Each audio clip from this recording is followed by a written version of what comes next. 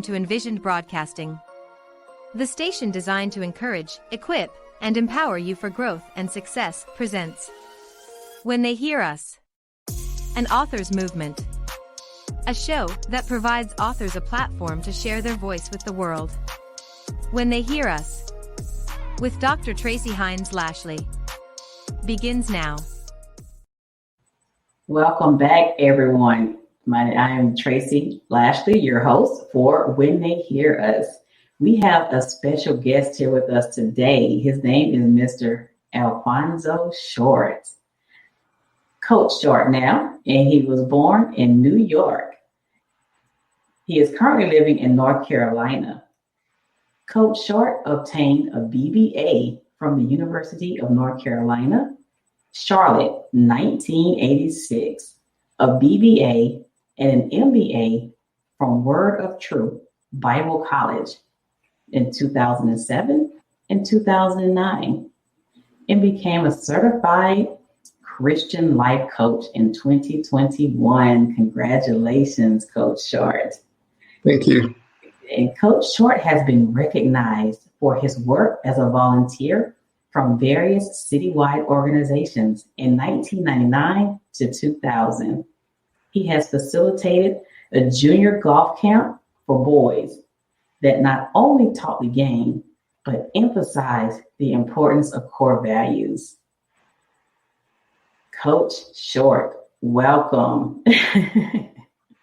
I am excited to have you here today to talk about your book launch, Be Transformed. Think about it, pray about it, and be about it. That is launching May 1st. We're going to give them the details of how they can pre-order, but first, welcome and tell us a little bit more about yourself. Well, thank you. I appreciate the opportunity to speak with you today. I think you have probably heard things about me because you're in collaboration with my wife in friendship and in business. I'm a 35-year government employee as of April 16th this year. I've been a student athlete. Also have a great passion of working in my community and giving back to young people. It's something that was done for me when I was a youngster and growing up to stay out of trouble and to play sports with discipline. And I've just continued to do it because I saw my family, my mother, and other relatives just give back to the community. So it's been something that's been really a passion in my spirit. So for probably over 25 years, I've reached out as much as I possibly could on a volunteer basis, and now have had the opportunity to really be inspired by my wife to look at things from a business perspective with it. She encouraged me for the fact that she said, you've been doing this all your life, and you should consider life coaching falls right into your lap. So I took the dive into getting into a curriculum and was successful in completing the curriculum in the past, about a month and a half. And looking forward now to a business that I have started by the name of Mindscape Coaching Solutions. It has inspired me also with my writing with the book Be Transformed, which is a 31-day inspirational devotional, which is something I've been doing for quite a while, just kind of encouraging myself on a daily basis, or when the Spirit is led to me to write something, just to write something positive and encouraging that inspired me, and thought that it would also encourage others with the different adversities that we all deal with from day to day in our lives. Wow, that sounds exciting. And Dr. Short, yes, I am a big fan of hers. We became friends not too long ago, and the journey has been real. Yeah, she is a trooper, and she will be, right beside you the entire way. So I can see her pushing you like, come on, honey, let's go. Yes, indeed. And it's all for my good as an individual, and to represent what I say I want to do, just to keep me on track. My accountable coach and my lifetime partner. Yes, and you guys have a new journey together because you're both published authors. And can you tell us a little bit about that? Because I am excited about the group that you have started and just a little bit. With the writing itself, this is kind of, I do it secondary. I don't look at it as, wow, I need to sit down and write so that there's a production or something to be published. She will tell you if you talk to her, and I will explain now. I, I have a time when something hits my mind. I may come up with a title or something and have nothing in the world that I'm thinking of what I could write about. And I can say it definitely has to be a Holy Spirit that infills me with, okay, here's a subject matter now. It could be kindness, and then I will come up with something to write, but I don't write under a pressure or anything because I'm writing just an inspirational, good, positive word to someone, which I could say anything, but I just don't say words to people or share with people just to hear myself, blowing the horn. I'm very serious about life, and I'm serious about other people's lives. And if I can do something to assist you, I will, but I try my best not to do anything that's going to hinder whatever's happening for you in your life. Wow, yes. And what caused you to decide, okay, I'm going to mentor young men and boys, and also adult men as well, right? Yes, it just by being in groups and organizations on sports teams and we see people get together, and particularly men can get together for sports events or concerts of some kind. But when we come together and have the opportunity to hear young men, young adults, or mature men as myself, having conversation about the day-to-day plights of life, the joys we have in our life and ambitions, that's something I've been able to be in a position where I've been exposed to that, but still as a man, they talk about us going into a man cave. Uh, we can be a little reluctant to share who we are. We have this hard shell that nothing bothers us. We're going to make it through everything, and we can make it through everything. But I'm a believer. I'm a believer, and I know that we can do all things through Christ. And when I hear young men and young adults and mature men speaking with some of their plights, I've been in settings where at least there was no prohibiting giving the glory to God about what we're doing. So my tap into young men or any men is to at least express that we have the opportunity to be transformed if we can apply and exercise and study the Word of God, and then apply it to our daily living. And it has to start with us personally. And then if we want to build better relationships, then we start in our household and we work out into the entire community by just sharing and becoming supporters of each other. Yes, because you have been mentoring and tutoring for Patricia Harris Elementary from like 1994 and 1997. Not trying to age you. Oh, yes. That's a good thing. It's a good thing. And a youth basketball coach from 1998 to 2000.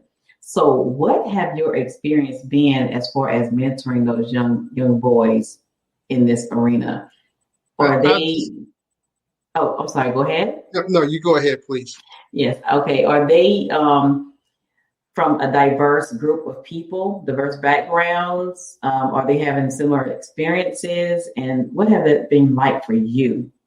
Yeah, well, as much we can be in the same communities and still it's a diversity because of the uniqueness of who we are, who the people who are raising us, whether they're biological family or extended family, whatever. But I found that most of the young men in particular, they're trying to identify who they are. And as kids, you say from about 8 years old to preteens or to 17 or 18 years old, We're normally living in the dream of being somebody else. It's normally sports, like I said, or entertainment someone is trying to be. And that's normal to admire someone else, but not. I try to tap in and make sure that they identify with themselves and realize the greatness that's implanted within them. And we just need to bring it out, not a force, but use the parenting or mentoring, the sharing and caring type of style to get them to share who they are and what their ambitions are. And we may be playing basketball, we may be playing golf or some other sport, or playing games, and everyone wants to win. But what I've been able to use as my recipe is to realize that it's great to win, but participate at your best and respect each other so that also you can respect losing sometimes, particularly in sports, but you can respect that in life, but you don't have to settle for that. Mm-hmm. And one way that we have to, just being in our communities, a lot of times they're at-risk kids or lower income, so we have lesser exposure to some of the most common things, to let them know that this is just a position that you're in, this is temporary, and how sports, yes, can get you out, but you may get injured or you may not make the big leagues with the sports, but having your basic education and if you have the drive for more continuing education, then that's going to be more beneficial to the well-being of you personally and you establishing a household, a family, and able to reach out to your communities in the future. Wow. And so when I hear that and I think about the 31 days of inspiration, how will this impact that arena, this group of boys? Well, every day they can take this devotional and they can read a new inspiration for them. Get it really just to provoke thought and broaden their horizons to being thankful for another day and expressions to hopefully to help generate to them all the things they can be thankful for with what's going on in their life and they still have breath of life today. That's how I am every day. There will be more continuing writing for sure, but and I've expressed this to others before. I think in 1999 or 2000, I had a coworker give me a devotional, which was a 365 day, which a lot of them are, most of them are. And I would read, and I've read through those devotions. I kept them on my workstation and go through them every day today for years. But also I realized that I haven't written that much to have that much composition at this point, but 31 days does cover an entire month. And going through it, you could go back and what you read on the first day, if you come back to it 31 days later, by reading through the inspirational, you probably had some different mindsets, how you look at things. So when you look at day one again, it's like you've been transformed in some kind of way in your life. That's my desire and hope that the results are as I continue to build it where it can be a more extensive type of inspirational devotional. Wow. So when I'm thinking about this, okay, most people have a year long. So what you have done was pretty much chunked it into smaller bite-sized pieces. Yes. To where they're taking a month at a time and they can take that inspirational devotional book and go back to day one after 30 days or 31 days. Yes. And their mindset will be different because you have started to transform them. Yes. That is amazing. Wow. Okay. I have 3 boys who are now grown men and 2 grandsons. When we come back from this commercial break, I am going to ask you, what advice would you give me for these young men to be leaders in the community? We will be right back in a few moments. Dr. Tracy Hines Lashley is a child of God, wife, mother, and grandmother. She was born and raised in Panama City, Florida, before moving to Fayetteville, North Carolina, at the age of 23. She is the lead HERZ architect trademark and supports leaders' elevation to the pinnacle, respect, leadership level, while strategizing team effectiveness and productivity. She specializes in helping women in leadership harmonize family and work life while developing dynamic and productive teams. She is a dynamic, high-powered professional with a results-charged career in growth and leadership. Her purpose in life is to transform the lives of others by inspiring, equipping, and growing. Her mission in life is to provide leaders with the tools required to ignite an intentional growth mindset that will drive behavior to achieve actionable results of personal value. Her vision is to see women reach their full potential, remove obstacles and knowledge gaps, and lead their life versus just living their life. Find out more about Dr. Lashley at drtracylashley.info.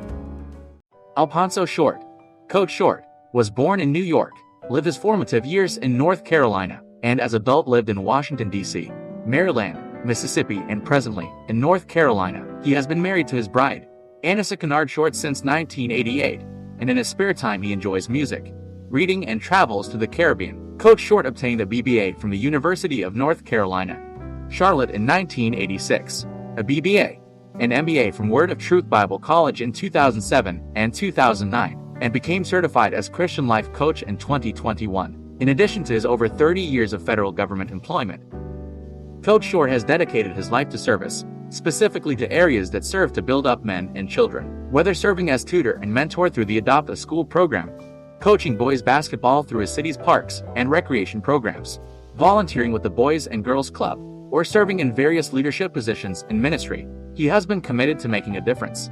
Coach Short has been recognized for his work as a volunteer from various citywide organizations from 1999 to 2000. He has facilitated a junior golf camp for boys that not only taught the game but emphasized the importance of core values. Most recently, Coach Short serves as board chair of two nonprofit organizations, Fascinate You Children's Museum and Greater Life of Fayetteville, both of whom serve children and are located in Fayetteville, North Carolina. Contact Coach Short by going to Linktree Coach Short. Okay, we are back. I am your host, Dr. Tracy Hines Lashley, and you are listening to When They Hear Us. We have our special guest, Coach Alphonso Short, with us today, and he is talking about young boys and men, how he helped them in the communities, and how he can help yours.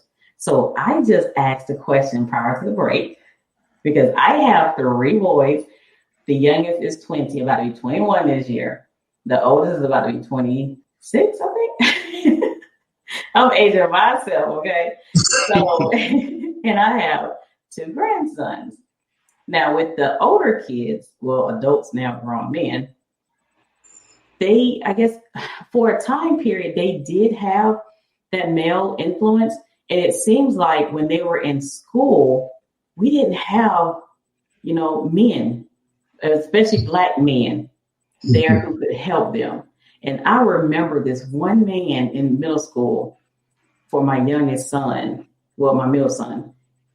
He actually would call me, and he was so concerned about how my son was behaving in school. His dad was always going off to war or deployed or something because he was in the military. So having that influence, I believe, really helped him at that time. So what would you do, or how do you help other young men out there who are in a situation? Because we don't have a lot of male role models in the schools anymore. And that's very true. And that there really never has been the image of the African American Black and Black male in the school system. It's predominantly white male teachers, which there's no anti anyone because they're very passionate about their work to teach kids and do their best. But a lot of times it's a disconnect from the cultural standpoint. Yes. With young men, like I said, we know a lot of parents keep their kids just in sports, and I don't knock that, but there needs to be a balance in the sports and your education, and then showing the interest personally. If the parents don't show interest in their community, it would be, you can't expect the child to want to go out and reach out and do things of community service. But we have to start somewhere. If it's not in their household and there are men or kids their own age that's already doing something, it's just kind of lure them in with showing them what it's like to go out on a Saturday morning and just go out to help people. It may be that there's an elderly person in the neighborhood that can't do some of their yard work. That may be a stretch sometime because say they don't won't even empty the trash cans in the house, but to reach out and do something for someone who needs help, uh, whether it's picking up trash, uh, hopefully you can get them involved with some type of organization other than sports. I don't know what rec centers and boys and girls club communities, depending on where you live, would be available. But I believe in teamwork and doing things. And if you can have other peers, whether it's their own siblings or other friends of theirs that will interact with it so that it becomes even helping, it has to be fun. I have a passion. Most people you kind of tend to gravitate to what you like to do, but you need to learn how to do other things. And being compassionate to our communities and reaching out is something that we have to learn to do, because that's not something that's just born innately. As we can drive through some communities that we know are African American communities and see deprivation of the environment because we just don't do the basic things to keep our neighborhoods looking good. Sometimes that's not putting a negative out. It's a fact. And we work on it that's only going to change if the people of the community do something. You may get some help from the city coming through to do some cleaning, but it's our neighborhood and we need to take ownership and take accountability. So you do it in small nuggets with them. You explain to them that you're not just getting them up on an early Saturday to go do something, but how it's giving back to the community, which is going to be to their benefit as they mature and get older also. Wow, that's fantastic. So you spent 10 years as a youth leader for Word of Truth Ministries International. Yes. So during this time, have you seen where the boys wanted to become leaders of their community, leaders of organizations, entrepreneurs? Yes, ma'am, I have. And being in Jackson, Mississippi, 10 years of being involved with the youth program and leadership and working with the young adults and young people. These 10 years, 12 years now, these young men are, some of them are parents. They've been through school. They've played sports in school. They've learned to be musicians. They continue to work on their skills in the sports that they play, and they're sharing it with the next generation now. And that's the bottom line to what I like to see, is that they understand you have to give back. And that's the way we're going to kind of dig ourselves out of this hole, so to say, of the bad portrait or social profiling of negativity on the African-American male. And it doesn't make a difference if they're 9 years old, 19 years old, 39 years old, 59 years old. We are all looked at as one type of profile. And that's what I try to explain with them. It doesn't make a difference that I'm at the age I am, 57 years old, use common judgment and rationale to do things. I could still be put in a position of just being profiled and criminalized at the drop of a dime, just like they could be out taking risks doing things. So just the fact that we have to have a self-discipline and improve our character and really establish our own value system and principles that would be worthy for society overall. So what is like the number one thing that you would tell these boys? Because, it's not always cool to be a leader. It's not always cool to be out front and in a positive light. Growing up, I remember being in a youth group and we had so much fun, and times were different back then where it was cool to be educated. Now it's more cool to be popular, regardless of how the popularity came. Yes, that's very true. And that's a thin line of, as you're saying, being popular, because everybody wants to be noticed, whether you're a kid or whether you're an adult. I'm not a 15 minutes of fame individual, and I don't speak or try to be in the life of someone and say, I'm just coming through and I'm giving you a speech because I need to come through and do this presentation. It's keeping myself available and showing this is just my style of leadership, but for them to understand that they have special gifts and talents And once we tap into those and they have influence with their peers, that it's important that they really be respectful of that and understand that your peers are going to follow the direction that they see you going, because they also identify that leadership in you, but also it doesn't make you superior to anyone. That we do this thing as a team and we learn from each other.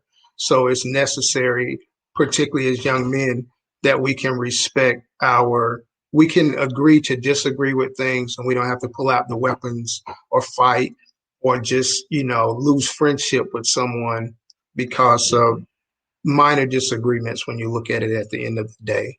The biggest fight for our neighborhoods is that what a parent may not be able to do, and maybe even resource centers of outreach programs like Boys and Girls Clubs and other organizations may be missing something. There are gangs out there that they make it easy for them. And little young men are going to pull or be gravitated to somewhere where they can go and feel like they're the man, so to say. And a lot of times it's very misdirected intention on these organizations that we may not call a gang now, but later on you see that they're very organized and they operate with great intention of sucking our kids into the bad ways of life. And you see good kids all of a sudden, it's not just about, oh, they're doing drugs. They may not be doing drugs or anything, but they may be very evil and are bullies in school. They may make acceptable grades, but they still are hooked up with the wrong people. And by association, eventually it will catch up with them. They say you live by the sword, you die by the sword. That's why we see so many young African-American males going to the wayside between the ages of 10 and 15 now. And I've worked with some police officers before, and I understand it's scared straight. But as you said, the kids are not scared with that stuff anymore. No, they're not. Yeah. And for some reason, the young boys and men, they're thinking that, well, it's not good to be afraid. It's not good to be scared. It's not good to show your feelings. It's not good to, need someone. I'm having this issue with my oldest son, and he's thinking, oh, man, I got to do this on my own. I'm a man, Ma, I can't be, out there looking weak. And, I'm like, oh, man, what would you say to him? I would hope that he would give himself an opportunity to extend himself to maybe being a part of other men groups, to get with some meetings with men. It could be brothers getting together to pray, brothers just getting together that's talking about life and trying to do better, and then realize that you have to have help.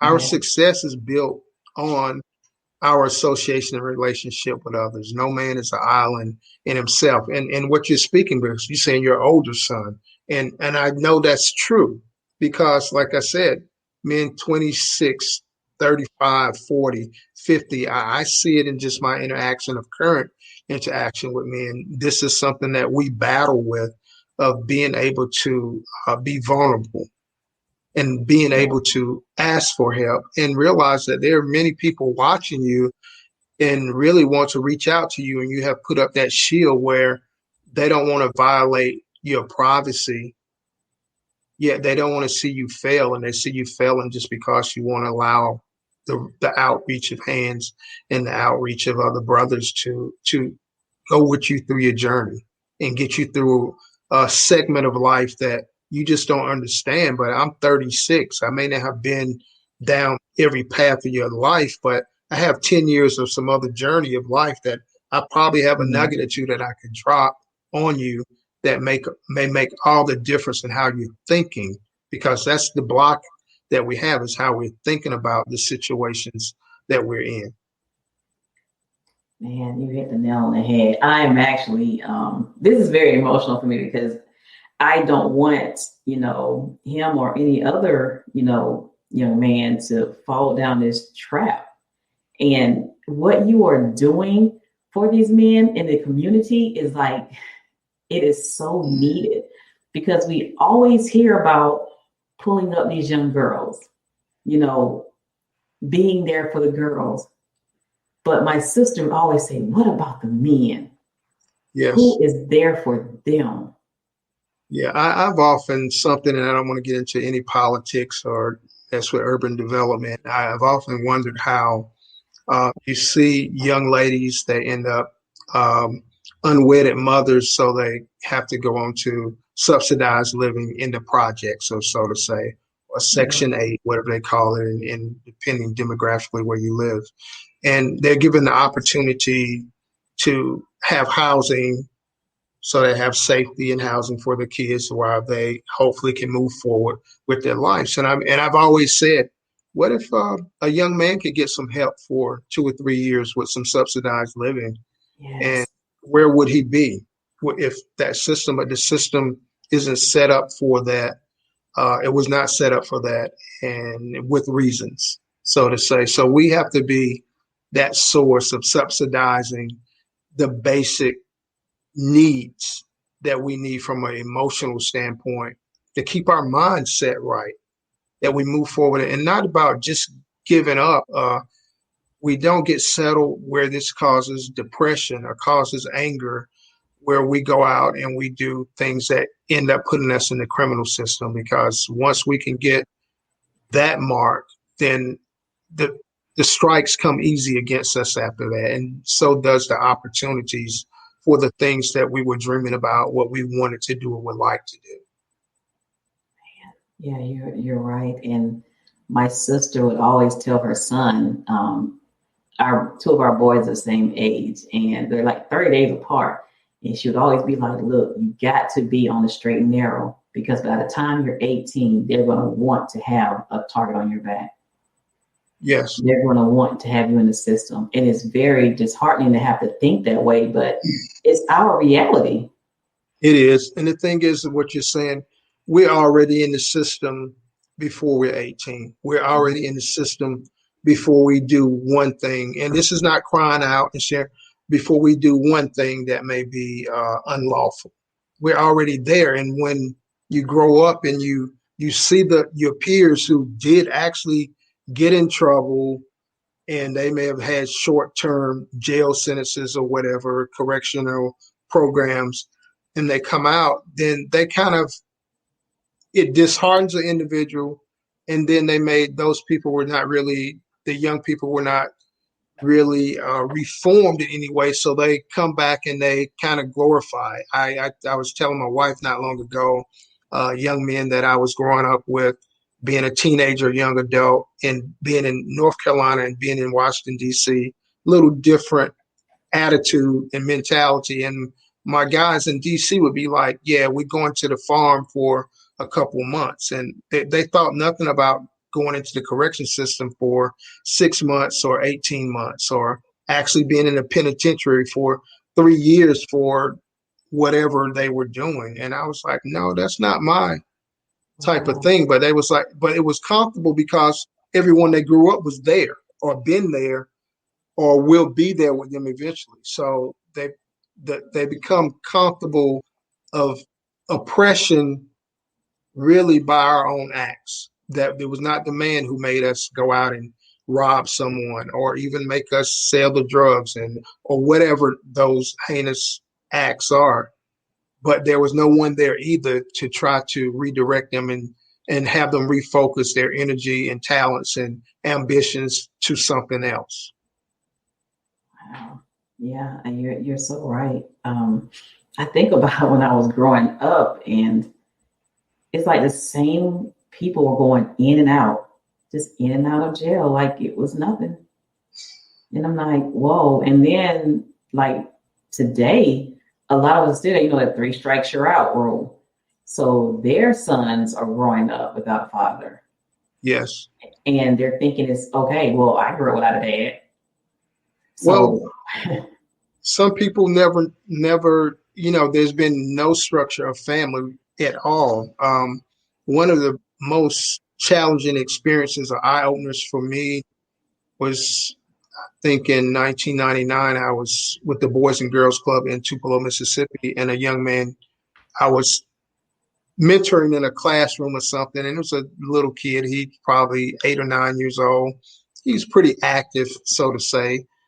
His record show he stayed in trouble at school because he liked to talk a lot, didn't listen. But I was talking to them about something with, having better character and whatever. And after the classroom session was over, I was asking them to take something home to their parents, and if they talked to their mother, father, uncle, or someone. And the little boy came to me and he asked me, he said, "You said something about a grandfather. What is a grandfather, Mr. Short?"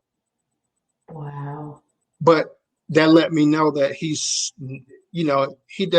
seen no type of male model at all. But he was like, "What is a grandfather?" And I had a grandfather, my idol. But to think that this little boy is 9, you blink your eyes, he's older, but there's no one that of male figure that probably has been imparting into his life.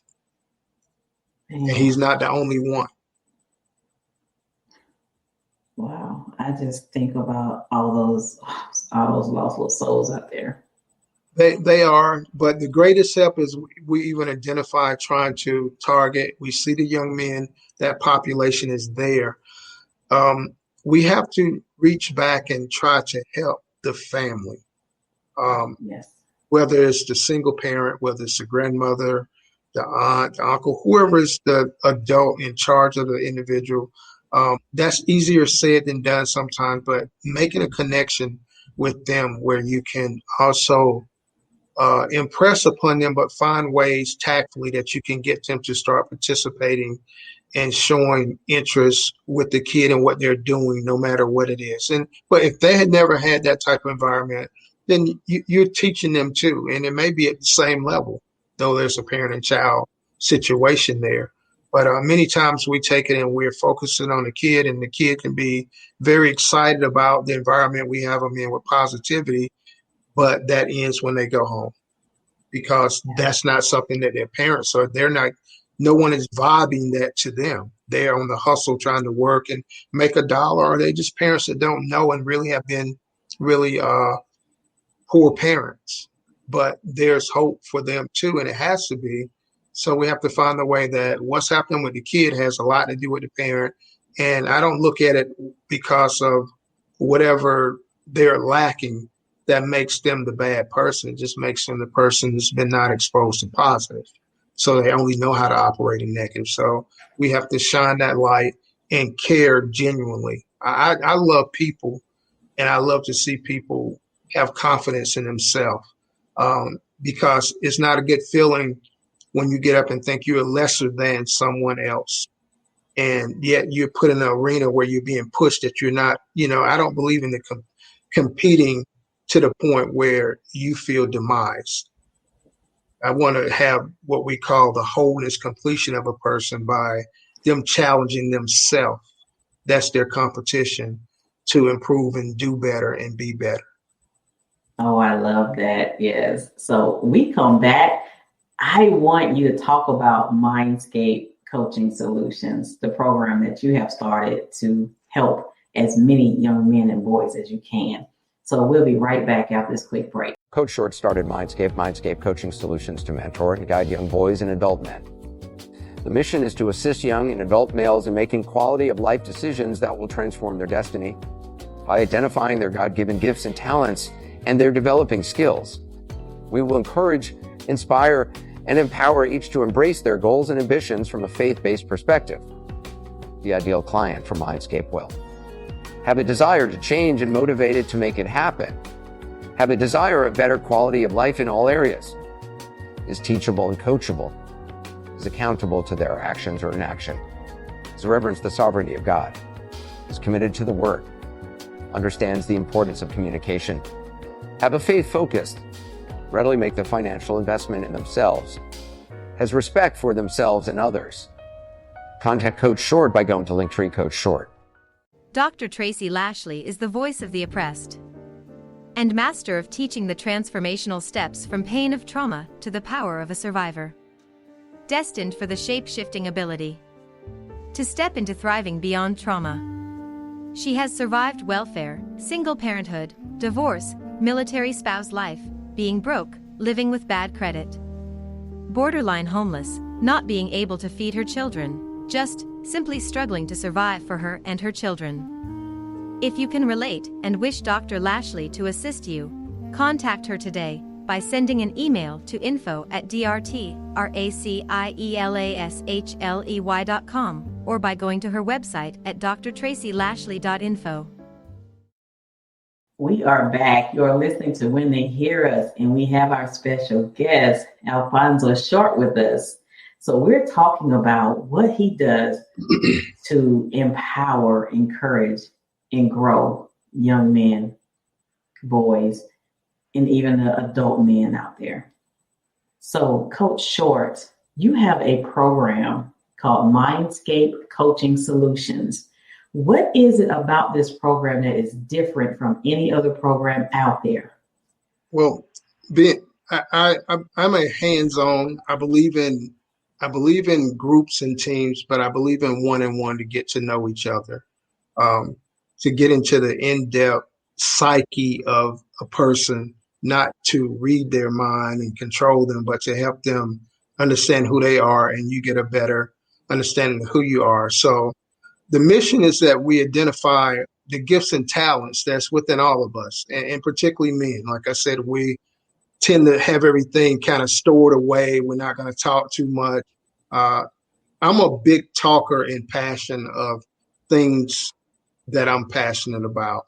And I'm not a nosy person that want to know your business. But with mindscaping, is just what it is. We have to get into the mind, and we have to express those things so that we can know where we need help, or know what we need to improve. And with young men, young adults, older men, we never stop growing and wanting more or dreaming, no matter what our socioeconomic status is. And it's getting to tap into individuals really who have come to grips that they know it's more in life they want for themselves, for their families, for their careers, and they're inspired and they're willing to embrace being accountable to someone who is willing to take that journey with them.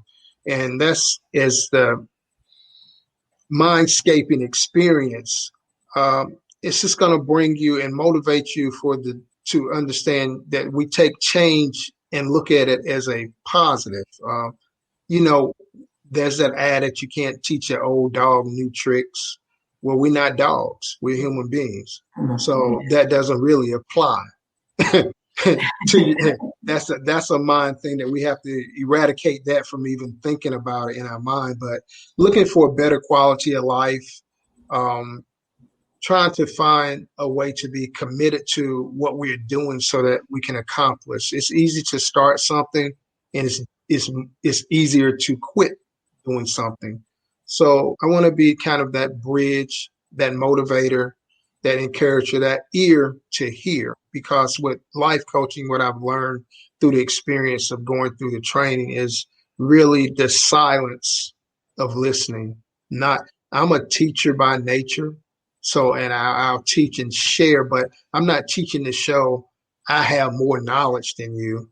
I may just be exposed to more things than you, but I'm talking to hope I can get you to start talking and sharing. But I learned just be silent and let it happen with individuals. Men, like women, but men need to feel safe and secure. That if they're sharing themselves with someone, that it's genuine and they're not going to be exposed in a way that's damaging to their ego in sharing with others. So a degree of secrecy of your business is my business, but what you have in you are gifts and talents that need to be shared to help someone else. And we have to do that, not just get ourselves together, but as we're getting ourselves together, hopefully inspiring and encouraging and empowering other men to reach back and help someone do the same. Wow, yes. And your ideal client desires to change and motivated to make things happen, desire better quality of life, teachable and coachable. Yes. Yes. Accountable to their own actions. That is huge. Committing to work. Now, if you don't put the work in, you won't get results. That's one thing. That's like no effort, no results. Has just been something that's key that I share with everyone. You got to do something. Yes. Just put forth some effort. If you don't get there, that failure is another opportunity to go at it and keep going at it. And so you can go at it and it never get right. But if you share your experiences of what you're doing, you might have someone can just help you get there. Just like playing sports. I work with kids. Golf is not a easy sport to learn, and it's not a sport played in our community. And when I started working with young guys with golf, they never seen a golf club or golf ball live. They've seen Tiger Woods on TV, but look how far away that's distant. That's dream world. That to put a golf club in their hand and golf ball and take them out and expose them and have them understand the rules to the game first. Yes. And then we just go out and tell them, try to do it the way you want to. I'm not going to tell you can't do something.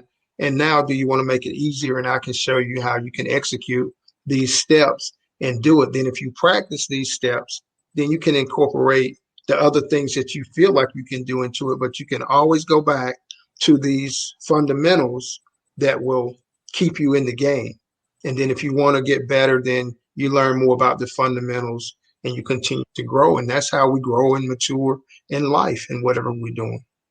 You're pretty much showing them there is a process to everything, and you don't know it all. You have to take proper steps. That's right. That's right. Yes, and communication. Wow. Yeah, you said they must understand the importance of communication. You mentioned listening skills. If you can't listen, you can't learn. You can't learn. No. And faith-based. Yes. Faith-focused. So what would you say to them if they had no faith?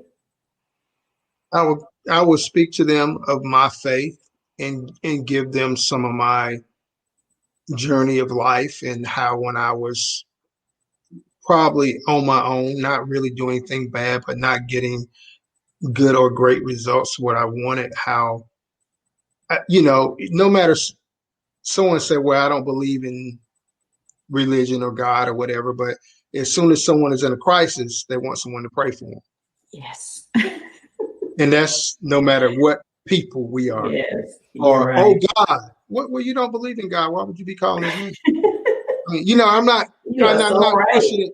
Right. And I'm not pushing religion on anyone, but I express the relationship that I have with God and my faith and what I can go and why I read the Bible and how I learn from the teachings in the Bible and do fundamentals. And if they're hardcore little kids still, even men, grown men, I don't have to pull the Bible out and read scripture. I just have to exercise that love, kindness, and caring and sharing with you in word and principle as we connect with each other.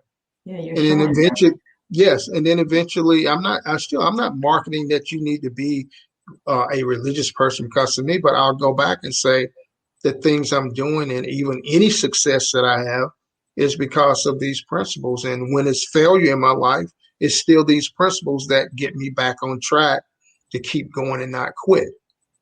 And there's one more thing that you state your ideal client, and this is very big to me. Now we will go out there and spend $200, $300, $400 on a pair of Jordans. Yes, you will. We will not pay for education, training, or growth opportunities. So they must be ready to make a financial investment in themselves. How important is that? Well, that's greatly important in any learning. Just that's why a lot of people are not going to school that may have ambition because they can say, well, I don't have the financial aid. Well, you don't have to take 12 hours of classes right now. What about just paying for one session of the curriculum that you want to be in? And just as you use this example of spending hundreds of dollars on tennis shoes and jeans and designer this and that, there's nothing wrong with that. But that's not going to do anything but give you an image, a pseudo image, and a little popularity for a while. And then those clothes and things go out of style, and you have to come up with money, which you do. Where when if you invested $500 or $1,000 in your self development, it's going to have a better return for you in the long run. I remember watching this video. It was Grant Cardone talking to, I believe he was a rapper. The rapper was talking about this Corvette that was out, this new Corvette. And Grant was like, why are you even thinking about that? Why don't you take that money and invest it? No, but you got to see this Corvette. He's like, that's how they create slaves. I said, ooh. That right there was saying a lot by saying a little. Yeah, it's a learned thing because our parents, if we look at young children, the parents go all out and work a second job to buy those things for their kids. I mean, and we see kids that are in very impoverished households and they are raising Cain with their parents because they want some particular shoe or label in their shirt, and those parents are going out to do whatever it takes to get it. And those people who are wealthy enough or have the finances to buy things, they're doing the same thing to the kids as privilege. And it's not that they need it, and it may be more damaging to them as well. I'm not caught up in where people are, your social status or what neighborhood you're in. We all need help. And one thing about it, and I say this being a Black man for 57 years, we need all the help we can get, no matter where we're in the ivory tower or we're down in the gutter. We deal with the same issues. And we don't need to have to live a life where I hear the term faking it till you make it. Well, if you made it and you still faking it, then you obviously don't know who you are. Great identity crisis going on. So you're not a model to anyone in the real deal because you wouldn't even follow yourself if you wouldn't have to. And I have friends who have been professional athletes and made lots of money and have done well and work with some principles. And I've seen them fail because they never really believed in the principles that would hold on to the core things that maybe their parents or someone was trying to teach them. I've seen young men, who had nothing, stayed in trouble when someone got with them and turned them in the right direction, and they never looked back to being successful and helping other people. And that's what we need to be. Find that balance and happy median where we all have an opportunity to reach out in our communities some kind of way. Doesn't have to be that you committed to 5 days a week to go to a center and help some kids with reading or math, or a lot of times it's not even about doing something with the education. It's just being there, and they seeing a male figure and someone who's positive with them and someone who's inspiring them by tapping into taking interest in what they want to do. You want your kid to be a doctor, a lawyer, and he's in the 8th grade reading at the 3rd grade level. I could say that's a whole lot of pressure on the kid, but that's just a whole lot of pressure on everyone because it's unrealistic. Yes. So let's get those medians that if we love our kids, as we say we do, let us, and I don't have children, and I don't say this to start any riot with anyone, but be careful that you're not prostituting your kids for you to look good, and then you got a problem with the system doing it when you let them out your door every day.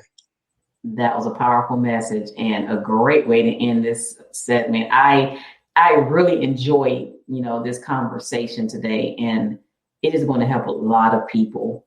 And I am sending this to my sons because they need to hear your message. So your book will launch on May 1st. They can pre-order by going to payhip.com/b-as-in-ball/9021. But how can they get in touch with you? I can be contacted through Facebook at Mindscape Coaching Solutions. Also, my website is mindscape-coaching.com. And soon I will have also a contact phone number that I'm getting in order now where I can be reached. Okay, that was amazing. And I thank you for being on this show today. So, you have been listening to When They Hear Us with Alfonso Short. And look, buy his book because this 30 days of inspiration will help you and your sons, even your husband. So, until next week, see you then. Thank you for listening to When They Hear Us, where Dr. Tracy Hines Lashley and her guests provide stories and experiences. This is also a platform for authors to encourage, empower, and equip people around the world with their voice. To learn more about Dr. Lashley and her quest to share the voice of powerful writers, go to her website at drtracylashley.info. You may also contact her by sending an email to info@drtracylashley.com. Remember to always intentionally walk in your purpose and strive to elevate to significance.